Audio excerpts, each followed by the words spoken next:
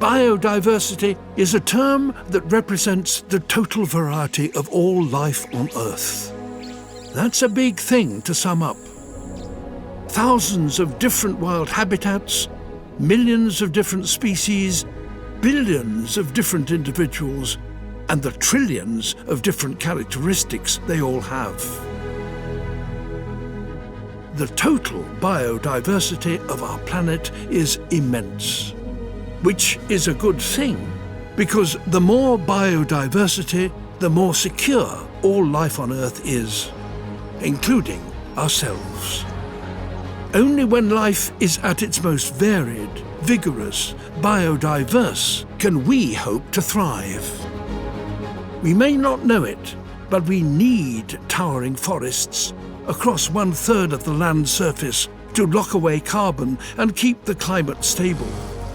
We need millions of pollinators and billions of soil organisms and megatons of plankton to keep the food we eat in supply.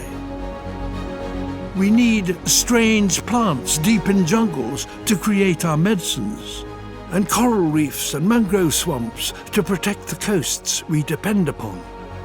Our planet's biodiversity provides all the things we need for free. But it will only do so if there's lots of it, and at the moment it's under attack. In the last 50 years, our activities have dramatically reduced biodiversity across the globe. We've snuffed out habitats, reduced populations of wild animals by 60%, and even driven whole species extinct. The number of lions in Africa has dropped by 65%. The number of individual flying insects in Europe has dropped by 75%.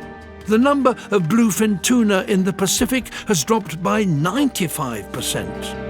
Biodiversity is dropping everywhere and fast. This is catastrophic for nature and therefore ourselves. We talk about climate change a lot, but biodiversity loss is as important an issue.